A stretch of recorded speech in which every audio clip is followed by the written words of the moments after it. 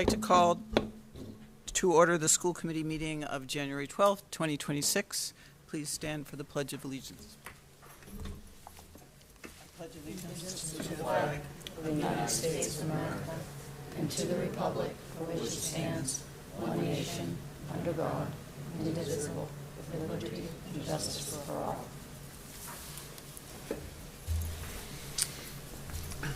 Roll call, please, Ms. Gunther. Kathleen Amaral? Here. John Nunes? Chris Oliver? Here. Mary Beckwith? Here. Bess Coughlin? Here. This meeting is being recorded. It will be rebroadcast on DCTV, and it can be streamed on their YouTube channel at any time. So we now welcome public comment from the audience on any topic in this evening's agenda. All comments should be made through me. We have allowed 10 minutes for this. Please approach the mic, state your name, and keep your comments to 3 minutes, please.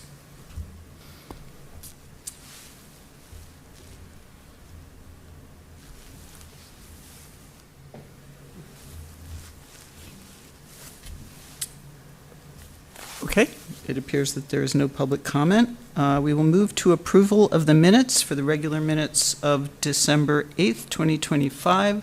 Do we have a motion? So moved. Second. Motion made by Mr. Oliver, second by Ms. Amaral. All in favor? Aye. Aye. Any opposed? I will abstain, because I was not here. All right, that's 3-4, one against, or no, one abstain. One abstention. One abstention, and Mr. Nunes is not here. So thank you for that. And next up, we have the student representative report. Rose Anna Meritus is our student rep. Welcome. Hi everyone, my name is Rosanna Meritus and I'm a senior at Dartmouth High. For today, for the students' events and performances, Dartmouth High proudly hosted the 4th grade and 5th grade students from our 3 elementary schools into our school community, showcasing musical talents from our chorus, band, and strings. We recently had Poetry Out Loud on December 17, giving students the opportunity to perform, engage in literary expressions. For our community engagement and school spirit, Dartmouth Pride on December 13th, students and staff participated in the Fill a Bus telethon, demonstrating Dartmouth pride through community service and charitable outreach. We also had the student and staff participated in the festive Ugly Sweater Day to celebrate the holiday season and promote school spirit. Best Buddies hosted a Winter Wonderland ball in the cafeteria, fostering inclusion, friendship, and community connection. It was a huge success. The DHS Pops concert was held on December 22nd, celebrating the season through students' musical talents and performances. Students are now trying out for the Mean Girls Spring Musical as the SpongeBob musical was a huge success. Winter sports are well underway. Boys field hockey during the winter break delivered an impressive showing at the 2025 Dartmouth Holiday Tournament.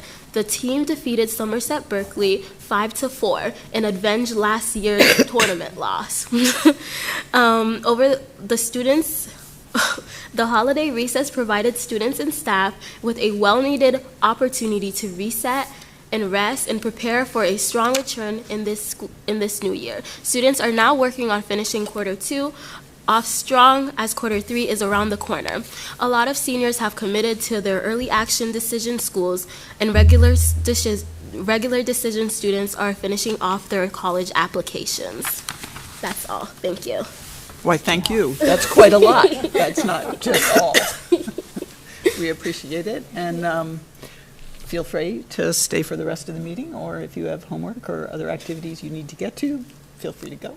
Thank you, guys. Thank you. Thank you so much. Have a good day. Thank you. Next up, we have a consent agenda request coming from the Dartmouth High School MASC Annual Student Conference, which you all should have received in your packet. Have we all read that? Yep. Is there any Yes. need for discussion? Any questions? I have no questions. Nope, none here as well. No All right. questions. Do we have a motion to approve this agenda? So moved. Second? All in favor? Oh, Aye. well, I'm sorry, I'm supposed to say, motion by Ms. Beckwith, seconded by Mr. Oliver. And, Any yes, discussion? any discussion? No. All in favor? Aye. Aye. Aye. Any against? No, it's unanimous. So we have new business, and Mr. Oliver is going to report on the Southeastern Mass Educational Collaborative quarterly report. Thank you, Madam Chair. Well, good evening, everyone. Happy New Year. I wasn't here at the last meeting, but a couple of updates here. I just last minute, I just sent it over to Kate about an hour ago, and I asked her to, or Ms. Gensler an hour ago, and asked her to forward it out to everyone. So just a couple of highlights. Back in September, I was re-elected to the chair of SMEC, along with Michelle Smith from Marion, I believe.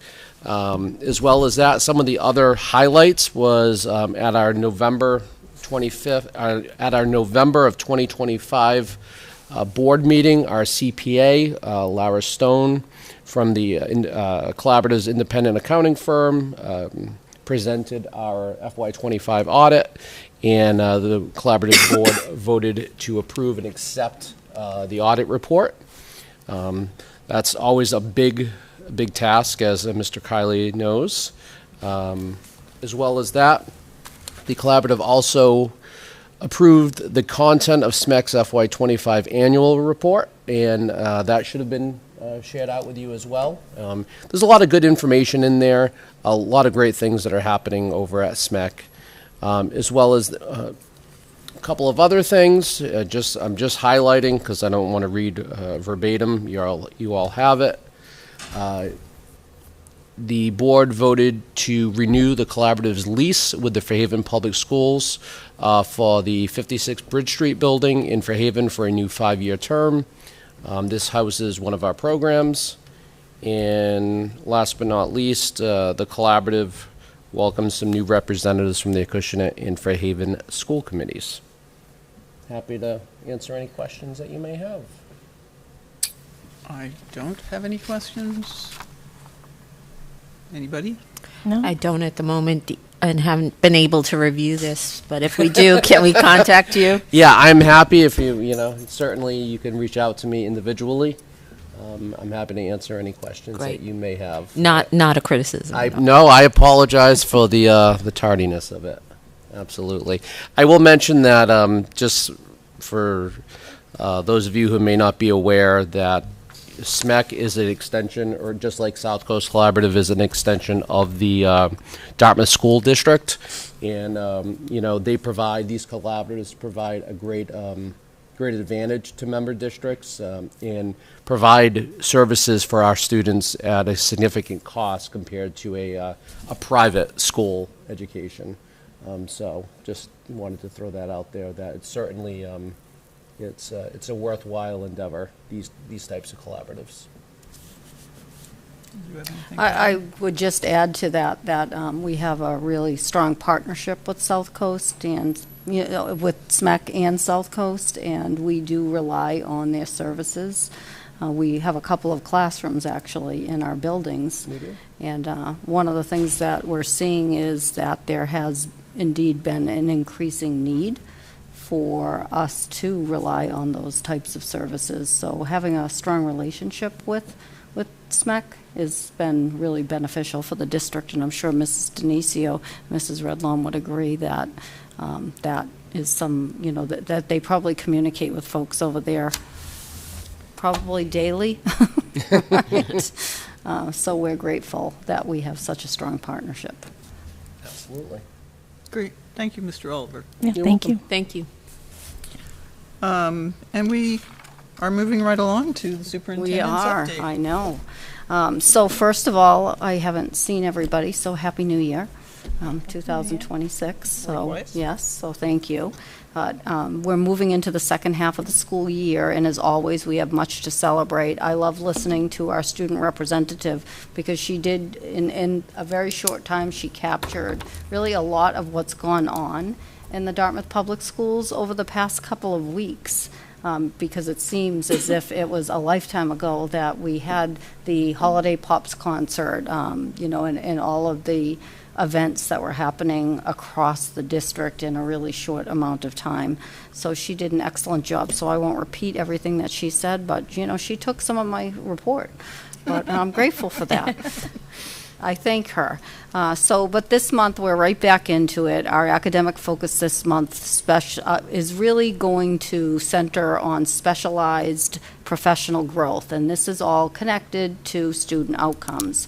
One of the things that you've heard us talk about, and I know Mrs. Paveo and Dr. Thibault have talked about the work that we've done around with our professional development committee and bringing folks across the district together to hear from them as to what is the best way for us to provide professional development, professional learning that's responsive to what teachers are telling us that they need. We've done that through surveying, we've done that through a number of different methods, and what we heard loud and clear, and this is me coming in a couple short years ago and in talking even with our union leadership, is that the professional development strands that were once in place in the Dartmouth schools were something that the teachers really enjoyed, they liked being part of, and they felt that they had voice and they had opportunity. When we talk about voice and choice for students, this is our opportunity to offer voice and choice to our educators.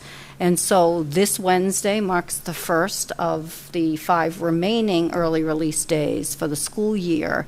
And what we love about what we're doing, and again, I commend Mrs. Paveo and Dr. Thibault for the work they've led here. They put out just, I think a wealth of opportunities that, again, educators are telling us that they're interested in.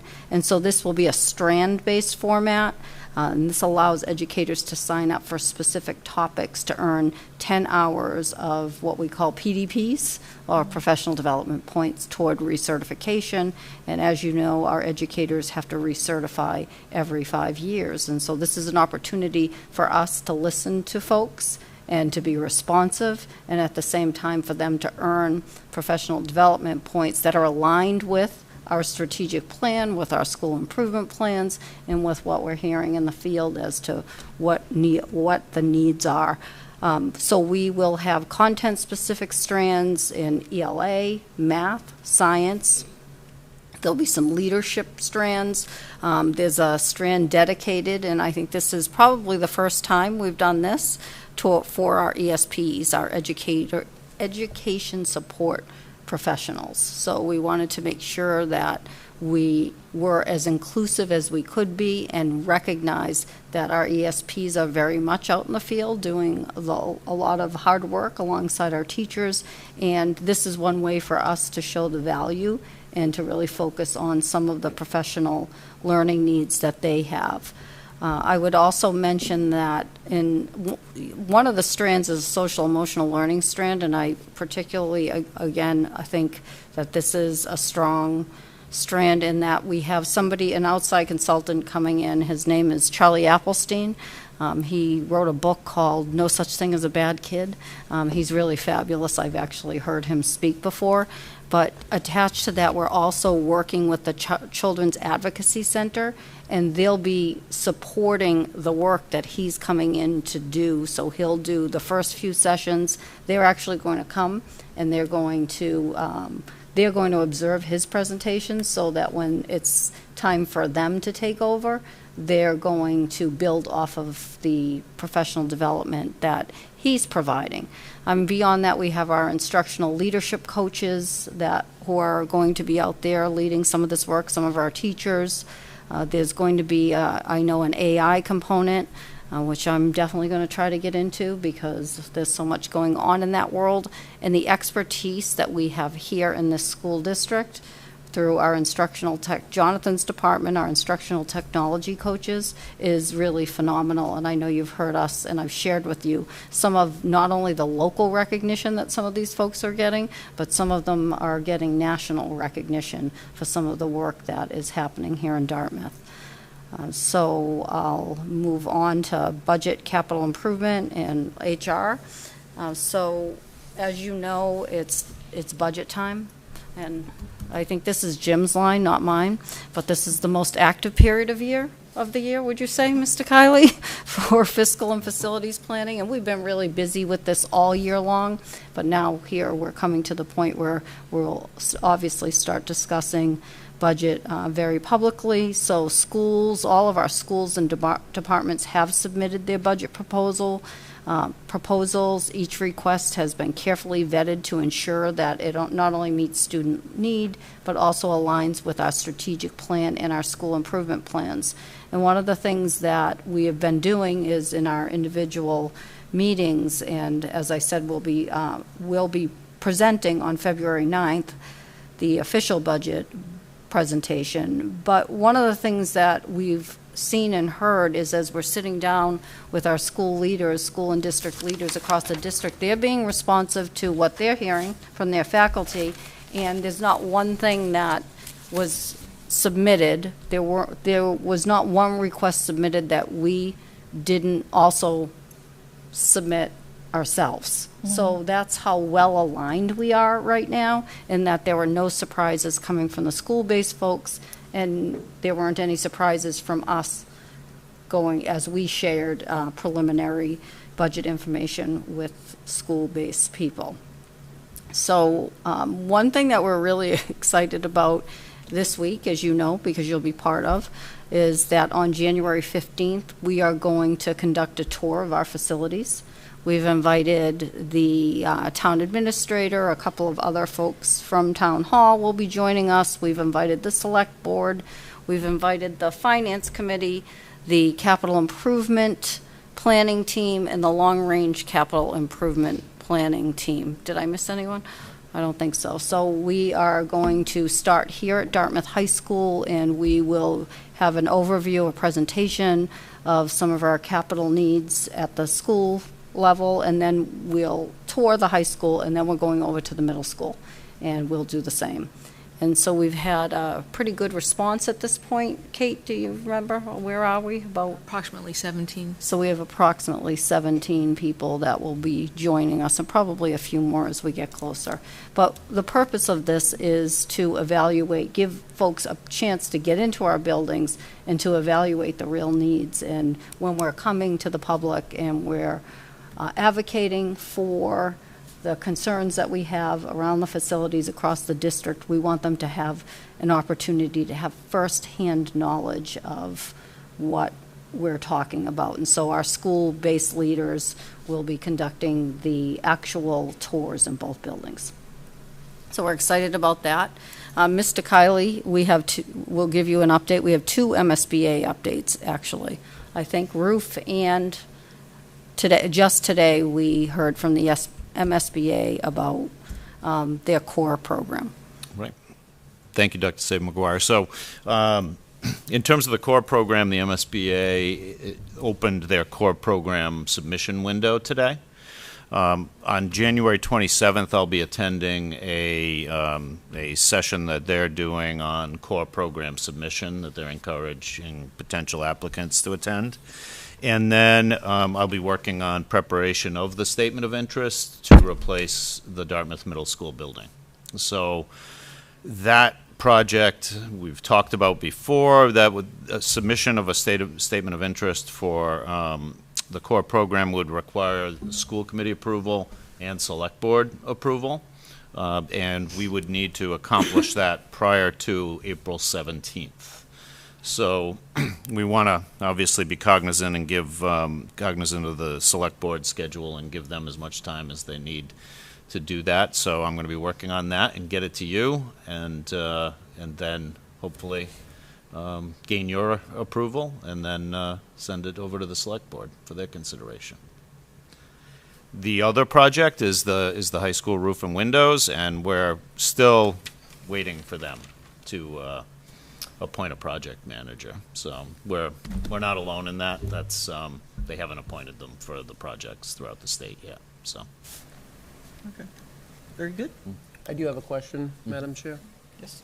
Thank you, Mr. Kiley. I do have a question about, I know that we had, in previous discussions, we've had conversations around new facilities. And there was talk at one point about building a new high school and moving the middle school to this high school. And I'm just curious, at what point have we, as a committee, had a conversation about which building we're going to move forward with? I'm just wondering if there's something that I maybe missed at the last meeting. No. no, we didn't talk about it last meeting. Okay. I think, and really, the work of MSBA is work that Mr. Kiley's been more involved with than me, so I'm learning. But from what I understand, it's really the MSBA that will kind of dictate exactly what we do end up building, and that as much as we have to go forward with the plan, and they'll let us know really where they think we should focus. Yeah, and I mean, you have to submit a statement of interest for a specific building. Right. But when you do so, then they will collaborate with us, and when you would submit, you would indicate that you maybe are interested in focusing on the following different options, including grade reconfiguration, including replacing a building that was a different grade than the existing building. Okay, so I understand. So moving forward, there's an application process, and then there's a lot of potential scenarios that could come out of it. Feasibility study Okay. would be done, so they would appoint the project manager. That we would then work with that project manager to identify an architect and begin the feasibility process, which would include looking at the options. Right. Because I think it was maybe East Bridgewater. You hear different things from colleagues and from people in the field. And I know at one point MSBA asked the district to, like, we're willing to build you a new school, but you're going to have to consolidate 3 schools into one. Yeah. Yeah, that is a priority for them, because obviously there's an impact long-term with them looking at, okay, how many buildings can they actually replace with MSBA funding? Because they have a limited pool of funding. Right. So there is sort of a favorable view from MSBA if a project can accomplish multiple, basically improve things in a way for the district and take care of multiple problems. In our case, I think that would pretty clearly be able to be done if you looked at possibly a high school building, thinking about grade reconfiguration, and most likely the 1922 Cushman School would go away at the end of that process. I think that would be something that the MSBA would certainly want to talk to us about and be in favor of, Right. incorporating into the process. So. No, that's great, and I apologize if that came off, which catching me off guard. It's just this is something that I've been wanting for 13 years. I've been on the committee, is seeing a new building. Me too. And I want to make sure that we're thoughtful about it, and this community certainly owes, we owe this community a new school. So Great. Thank you. thank you. I'll just add an addendum to that, new schools, plural. Well, one at a time. Yes. One at a time. Thank you, Mr. Kiley. You're welcome. Did you have any more? Oh, yep, okay, I'll move on to safe and supportive schools, and I'll sort of backtrack a little bit and just make a connection to our district strategic plan and the PD that will happen, professional learning that will happen this Wednesday. And it's around the professional development, specifically the CEL and special education strands. With Ms. Denisio and Mrs. Redlawn wanted me to point out that the reason for that professional learning is that because it directly supports the goal that we have connected to our strategic plan of fostering an inclusive and supportive school environment, which you see is embedded in not only our strategic plan, but certainly all of our school improvement plans as well. And so this is responsive to our strategic plan. And the reason that I bring that up is because I think it's important that we continue to talk about the work that we're doing with specificity related to our strategic plan, because as we move forward and start to talk about the budget and what our needs are, you'll see that there are quite a few connections to social emotional learning and the special education strands, and why the budget is in fact impacted by those needs. Those are real. And also with our ESPs, our education support professionals, the specialized training that they'll be receiving this Wednesday is to ensure that these folks that do really hard work alongside our teachers every day are receiving from us some of the training and the support that they need to be effective in the roles that they serve, because we do have a diverse number of classrooms and students across the school district. And we were just having this conversation earlier, actually, with our union leadership about the need for us to provide very specialized professional learning for some of the people who are working with some of our most high-need students. And so you'll hear that when we start to talk about the budget publicly, but what you're hearing now is how, again, that's a budget consideration when we're providing professional learning for our education support professionals. First of all, it's a budget consideration that we know that we need to have our education support professionals, that they provide a vital role, and at the same time, we need to balance that with making sure that we're giving them some of the tools that they need to be able to be successful. So you'll hear, again, more about that and the impact that has on some of the budget levers as we start to talk about the budget. It's under family and community engagement. I know that there is a workshop planned on Wednesday, February 4th. It's at 6 o'clock. I have a flyer here. It's called Unlock Your Future. I'll pass it around for you to take a look at, but it's going to be right here. Well, it's going to be here at the in the media center. And so that is that will allow representatives from some of the area colleges to discuss how students can access and navigate disability services in post-secondary education. So really important. I know Mrs. Denicio and Mrs. Redlawn worked hard on making sure that we had that opportunity for our students. And just as part of just ongoing transparency, we're leading up to the February 9th budget presentation, and we will continue to update you and make those, hopefully what you see is really strong connections between the work that's happening in the district and what that connection is to our district strategic plan. And that's, I think, all I have. I wanted to go back to just one thing, and because I was here for the band and chorus and the concert here at the high school, where we had our students from across the district come, 4th and 5th graders.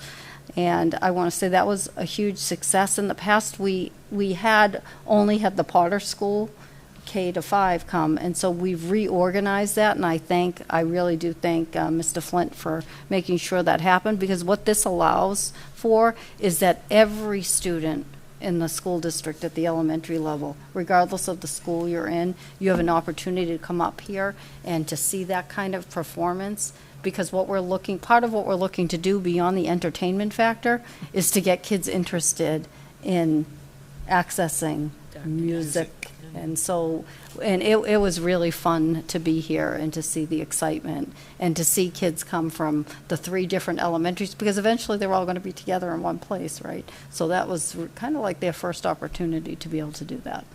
So that was something that I think was well received in the district, and I think was a nice move forward. So thank you. Thank you. So I have only to remind us, the committee, and the public that at our next meeting, we will be discussing school choice, and there will be public comment. There will be a public hearing on school choice, if anybody wants to think about that, and if you have something to say. Does anybody else have any comments, updates for the week? I know, no. Oh, yes, Mr. I have a lot of talking. That's great. I'm talking a lot tonight. I just wanted to share with the committee that I had the opportunity. I attended last week one of the public hearings, one of the many to come on Section 40B, which I don't know if you're familiar with that, but there's a lot going on in town. There's a lot of housing, a lot of building in town, and I attended the Hawthorne, and they were hearing the Hawthorne that night and the Hathaway that night. It was a continuation for the Hawthorne, which is approximately, this is what I got off the website, but they may have reduced it since then, but 147 units slated for the former Hawthorne Country Club, 55-plus housing.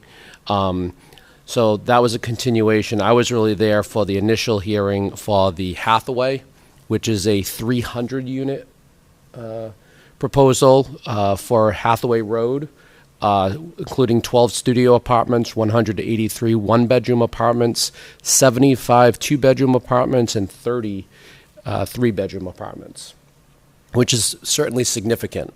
That was the initial hearing. It's going to take probably a year for this to come to fruition. But it's certainly some of the things, it was just initial. The next meeting is going to be in March. I would encourage any of you that are on, certainly live off of Hathaway Road or just interested in seeing what this is all about, to attend. They're going to be presenting I believe their traffic study in March. At that meeting, and then there's several other different sciences that they're going to be presenting throughout the remaining months, over the next 6 to 12 months. But make no mistake that this is certainly going to affect not only the infrastructure in this town, of which I believe the town is approaching and maybe Nate knows more than I do, but the 80% threshold for wastewater treatment. And these are projects, from what I understand, that are all going to be tying into wastewater, as well as public water. So I know our water bills have recently gone up as well in Dartmouth.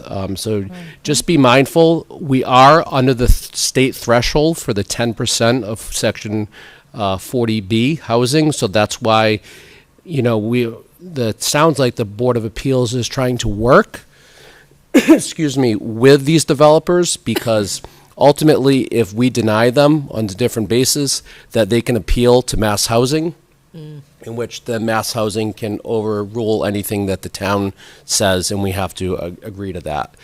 So that is just one of 4. I mentioned the Hawthorne, and there's also the Preserve that's currently being built already on State Road across from Cask and Pig. Last numbers for that was approximately 288 units.